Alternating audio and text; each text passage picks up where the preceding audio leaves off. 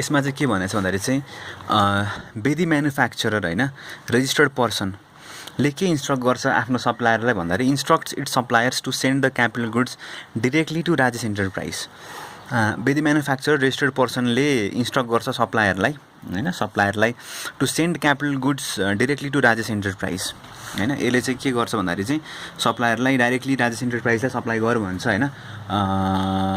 र यो चाहिँ जब वर्कर हो outside his factory premises for carrying out certain operations on the goods, and the goods were sent out by the supplier on 10th of April 2019 मा पठाउँछ पनि, and were received by the job worker on 15th of April 2019 मा receive गर्छ हैन। यसले receive गर्छ 10 अप्रिलमा पठाउँछ 10 अप्रिलमा पठाउँछ 19 मा र 15 अप्रिल 2019 मा रिसिभ गर्छ।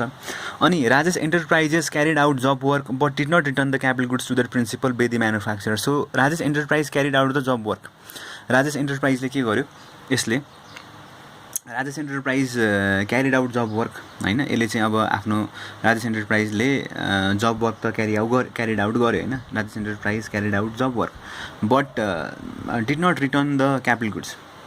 राजेश एन्टरप्राइजले के गर्यो, राजेश एन्टरप्राइजले जब वर्क त क्यारिड आउट गर्यो तर क्यापिटल गुड्स चाहिँ रिटर्न गरेन। क्यापिटल गुड्स 1 वर्षभित्र रिटर्न गर्नुपर्ने हुन्छ, 1 वर्षभित्र रिटर्न गरेन हैन। टु द प्रिन्सिपल बेदी म्यानुफ्याक्चररलाई गरेन। Discuss whether Bedi manufacturer can retain the input tax credit availed by them on the capital goods and what actions can be taken. र what would be the your answer if the in place of capital goods jigs फिक्चर्सहरू यो पठाएको भए and had not be return to the principal. अब 19 ले के भन्छ भने principal shall be entitle to the input tax credit of the capital goods send for job work हैन। अब जुन यसले यहाँबाट किनेको हुन्छ नि, क्यापिटल गुड्स किनेको हुन्छ हैन, यहाँबाट त्यो इनपुटहरू लिएको हुन्छ यसले, अनि यहाँबाट पठाउँदाखेरि चाहिँ यसले चाहिँ आइटिसी लिएको हुन्छ, अनि यसले चाहिँ आइटिसी लिन पाउँछ हैन। Even if the goods are directly send to job worker भए पनि यो पाउँछ। अनि capital goods shall be directly send and are not receive back within a period of यो 3 इयर्स भित्रको पिरियड हो, 1 इयर होइन क्यापिटल गुड्सको लागि। So deem that such capital goods have been deem supply मानिन्छ to job worker on the day when the said goods were received by the job worker। जब यसले receive गर्यो, किन भन्दाखेरि सप्लायरको प्रिमिसबाट पठाइसकेपछि यो डेट हेर्नुपर्छ, यसकोबाट पठाएको यसलाई डाइरेक्ट यहाँबाट यहाँ पठाएको भए चाहिँ यसको डेट हेर्नु पर्थ्यो। So when goods were received by the job worker, if यो प्रिन्सिपलले पठाएको भए day on which goods were sent भन्नु पर्थ्यो। यसले रिसिभ भएको भए रिसिभ बाहिरबाट रिसिभ गरे भएर day on which it was received भनेर भन्नु पऱ्यो होइन। अनि no time limit for return of the mould deemed मानिन्छ। अब रिटर्न गर्न सकिन्छ कि सकिँदैन भन्ने कुराको यहाँ एन्सर अझै पनि आएको छैन। यो अर्को क्वेसनमा आउँछ, यसको क्वेसन एन्सर अर्को क्वेसनमा दिउँला। No time limit for return of moulds and dies हैन, jigs and fixtures. So if not return हैन, इफ रिटर्न गरेन भने चाहिँ it shall not be consider as dim supply. So कुनै पनि टाइम लिमिट हुँदैन, no time limit for return of moulds and dies यिनीहरूको लागि कुनै पनि टाइम लिमिट भन्ने हुँदैन। सो इफ नट रिटर्न भने पनि shall not be consider as dim supply चाहिँ यसलाई मानिँदैन यो केसमा हैन। अब आइटिसीको कुरा गऱ्यो नि त, आइटिसी कुरा अर्को क्वेसनमा क्लियर हुन्छ। यो चाहिँ हाम्रो आइटिसीकै क्वेसनमा जाउँ हैन। आइटिसी क्वेसनमा चाहिँ के सोधेको छ भन्दाखेरि नि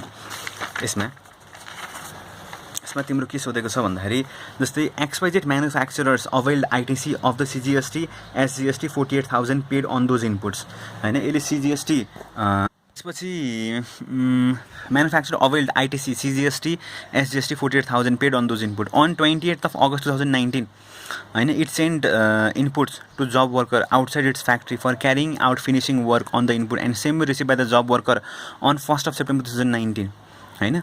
के गर्यो भन्दाखेरि चाहिँ SGST 48,000 CGST र SGST 48,000 हैन XYZ म्यानुफ्याक्चरले जब वर्करलाई पठायो अनि receive by the job worker on 1st of September 2019 हैन। रिसिभ गर्यो, यो डेटबाट हेर्नु पऱ्यो, यो डेटबाट इनपुट हो 1 वर्षभित्र आउनु पर्थ्यो, तर आयो कहिले भन्दाखेरि चाहिँ रिटर्न अन 20 September 2020 मा रिटर्न गर्यो।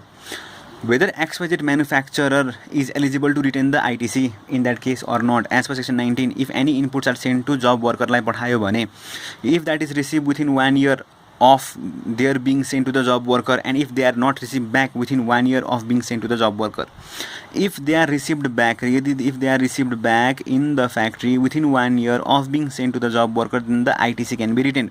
त्यो केसमा हामीले ITC रिटेन गरेर राख्न सक्छौँ हैन। यदि रिसिभ ब्याक भयो 1 वर्षभित्रमा of being sent to the job worker, then in that case ITC हामीले रिटेन गरेर राख्न सक्छौँ। तर यदि रिसिभ ब्याक भएन within 1 year of being sent to the job worker यदि हामीले रिसिभ गरेनौँ, if not received back within 1 year of being send to the job worker, then अनि रिसिभ भएन, 1 वर्षसम्म पनि रिसिभ भएन भने चाहिँ त्यसलाई हाम्रो डिम्ड सप्लाई मानिन्छ। कुन डेटमा मानिन्छ? जुन डेटमा यसले पठायो भने 28 अगस्त 2019 मा मानिन्छ। So expected manufacture shall pay in that case, हैन। यसले जुन आइटिसी लिएको थियो, हैन, अघि सोधेको थियो नि टाइमभित्र गऱ्यो भने के हुन्छ भन्दाखेरि यसले यो जुन लिएको थियो नि आइटिसी 48,000 यसले पे गर्नुपर्ने हुन्छ।